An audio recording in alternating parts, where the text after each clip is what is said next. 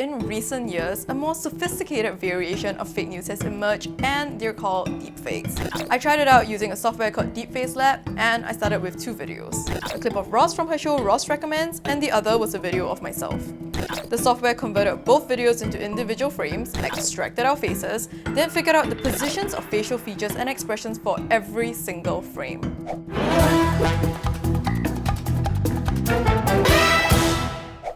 We've all been exposed to fake news. Sometimes it's silly and you know it's fake, but other times it can be really hard to tell. Besides just misinformation, fake news also has a dangerous ripple effect when it snowballs, causing public anger or panic.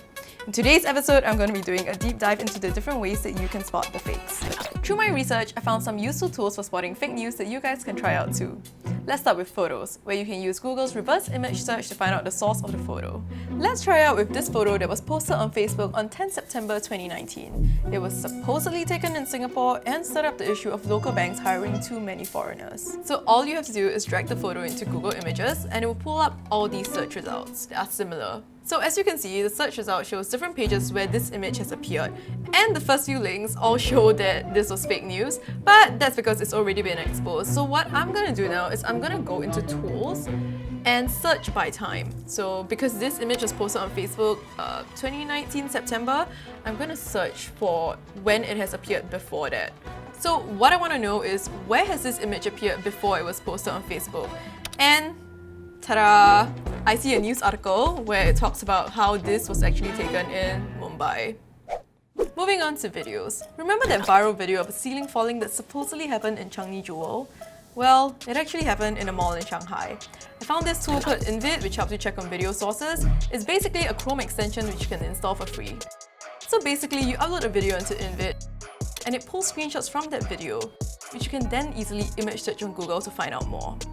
Alright, so I'm going to just click on the keyframe which performs the reverse image search, and you can see the link saying that this actually was not taken in Changi Jewel. Clicking into the news sites, I can see from BTV Beijing News that this happened in a mall in Shanghai. So the next time you receive a photo or video and you're not sure if it's real or not, you can try these easy ways to check. But in recent years, a more sophisticated variation of fake news has emerged, and they're called deepfakes. For example, this video of Obama. Killmonger was right. Ben Carson is in the sunken place. Or, how about this, simply, President Trump is a total and complete dipshit. The thing is, Obama never said any of those things. It's just a deepfake video that looks very real. It was created to show you how good they can be.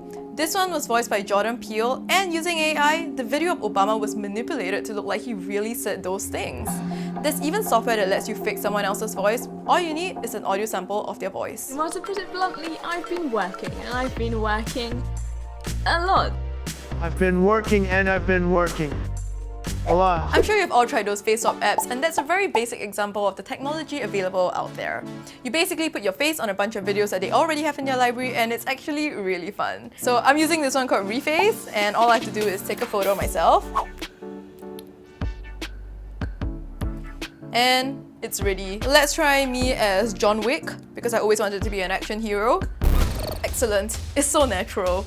I look exactly like an action superhero. Cooler than I've ever been in my entire life. And my personal favorite is the Dumbledore one. So much beard on Dumbledore's face that you can't tell that I look like an alien. So that's excellent.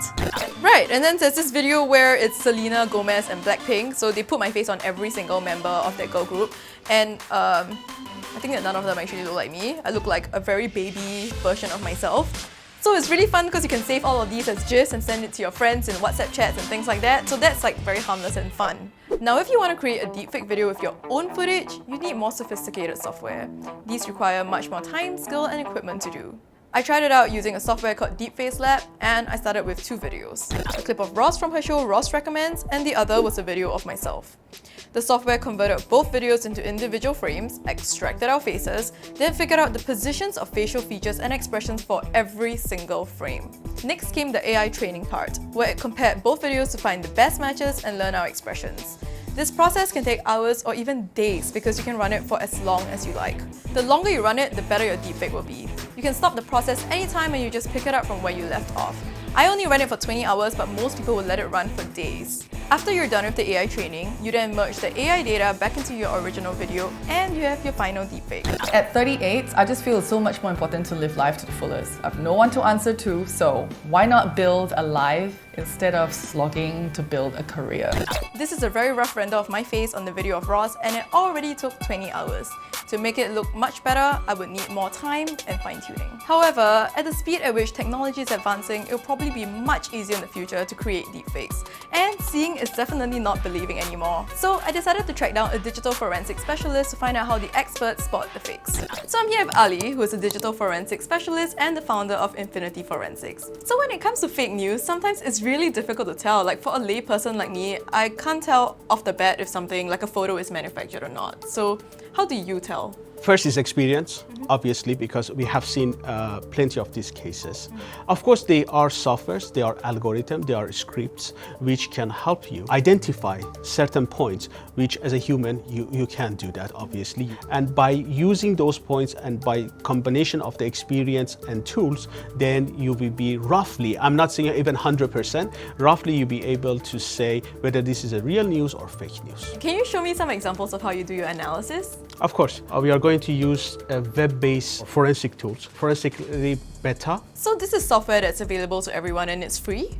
Yes. Oh. It has quite advanced features. It gives you this ability to identify and analyze the images. It's a great tool and can be used. So I do have an example here, which recently was in the news. Yeah, I know this photo. So basically what happened was some people uploaded a photo of themselves with Obama and it turned out to be fake. But I don't know why it's fake, so maybe you can show me? When it comes to investigation, it's not necessary we are looking for the analysis from the tools itself. Sometimes the common sense. If you look at the picture, if you notice the background, I believe it's LCD or LED TVs. It's quite unlikely? Unlikely somebody paste a logo on basically an LCD or LED TV. Right. If I want to show this, I can easily create a very nice wallpaper and basically turn on the TV and I show it as a wallpaper. Right. And it will be is more beautiful and nicer, right? Yeah. Okay, I will go to more technical level. Okay. We are going to use the magnifier. And why we're going to use the magnifier? Because the moment you edit a photo, around the surrounding of that area, if you notice, there will be some pixels, okay, which is not supposed to be there. The moment you modify any images or copy and paste, this, even though you do a perfect job, these facts will happen. So in this example, I'm going to show you 2 points, which to me is quite suspicious. One is the logo itself. If we zoom under the group, there are some extra pixels. Yeah, it's like a sticker. So you can see there are additional pixels. When we run the investigation, this is quite suspicious because if this was actual print or actual image with no modification, we should not see such an indication. There is another point which I believe it can be fake. If you look at the face again here, you will see the similar pixels around the face. Yeah. So that to me is a copy and paste. So he wasn't actually there. They just put his head on somebody else. I really can't confirm whether this person was there or not. But what I can say, most likely this frame was injected to this picture. And if I show you President Obama, you will not see any of those pixels. Yeah. Right? So it means this person was originally in this photo. Okay. So you do not see really those pixels around President Obama, but the moment we move to another gentleman here, then you will see there are some indications. That to me is quite suspicious. This is one of the simple way to go through the picture and identify when most likely was anything modified or not. There are more complicated, basically, algorithms and techniques which we can use. For instance, clone detection. What is the clone detection? For those people who do, like, they use Photoshop or any kind of photo editing software, they have a tool called stamp. It's basically a stamp. It will help you copy pixel by pixel from one area of the image and replace it to the another area of the image. So that's what we call it, clone. So basically you clone one area to the another area. In this example, we are not really able to see any clone. They didn't make exact copy. This is another way which we can detect whether there is something wrong about the image or not. Okay. However, more advanced level, what we call it, error level analysis. Okay. If there is a very original photo, you will see it's mostly everything is black. However, the moment you start to modify the photo, that leaves some trace, that leaves some evidence. And the moment we run the error level analysis, you will see those evidence, those changes as like this kind of different coloring you see over here. Not necessarily all these coloring indicate basically the photo is fake. It will indicate there was some modifications. And this modification can be basically clear the photo by Photoshop or change the size. Sometimes you need to change the shape, add additional coloring, you know. So it doesn't mean it's 100% is fake, but as you can see here, there are some indications is basically this has been modified. This is another example. We run exactly the same error level analysis. If you see here, it's just as you can see, it's quite pure. Yes. It's quite flat. Yes, there are some indication, probably a few points, you know, but we don't know whether this was modified or not. Okay. But as you can see, compare this picture to the other pictures, you can see the other pictures had lots of other indications inside. And this you can see is quite pure and clean. Interesting. But that was for photos. So what about videos? Videos are more difficult because there are certain technology right now. Those technology using AI, those applications like Facebook, like Deepfake, and other similar applications are basically getting more advanced, and it's quite difficult to analyze it. So how would you analyze it? There are some commercial tools, and even though I have to say we will not be able to say 100% this video is fake or real. Could you show me an example? Yes, I can. As in this example, you will see the President Obama. The script technically comparing the current video divided to the different frames and comparing each frames with all those available photos, which you can find it on Google, on different image libraries. So frame by frame, pixel by pixel, basically is comparing, and that's how you can differentiate the expression, whether this is true or not. For one simple expression, for example, one simple smile, the software will compare it to thousands of images, and it will give you the statistics whether this is a real so-called smile or is a fake smile. Right, so it's basically comparing frame by frame to a huge database of images available on the internet to see if this is like statistically authentic. Yes, right. Huh.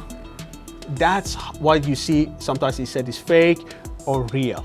So those real, it means is exactly President Obama do exactly the same reaction, and those fake is basically it's not included in all his speech or all his images. So what you're saying is that's Obama but not really Obama. Somebody is an actor and the actor's controlling his facial expressions. Yes, right. So maybe if I am the one acting as President Obama, and what are they doing? They're mapping his features onto mine so that when I react, it forces his mouth and nose and eyes to react the same way? Exactly. So if you are a very good actor also, and you can you can exactly do the same features as President Obama, then that's become almost near impossible for these scripts to identify. What if the video is created of someone who doesn't have a huge database of pictures online, like me or you? You know, maybe I only have a few Facebook photos online. So would it be even more difficult to tell if that's the video is almost fake? make it impossible, because most of the targets usually is celebrities or important people. So I'm gonna guess that this is like a really high level fake. Like, you know, someone like me probably couldn't do something like this, right? There are many factors involved. Of course, you need to have a high level CPU. you Oh, know. okay. So it's like a And- normal computer. would No, like the cut it. normal computer would not be able to basically to make it that fast, but it's not that difficult to create it. So I guess anyone can do it. It's easy as long as you have the right equipment, the right know-how, and all the time, I guess. True. Yes. So that's it for today. Filming this episode was actually very enlightening for me, and I'll definitely be more discerning now about what I see online. So I hope this was useful for you guys as well. Don't forget to like, subscribe, and hit the little bell so you get notified every time a new episode comes out. I'll see you guys next time. Bye!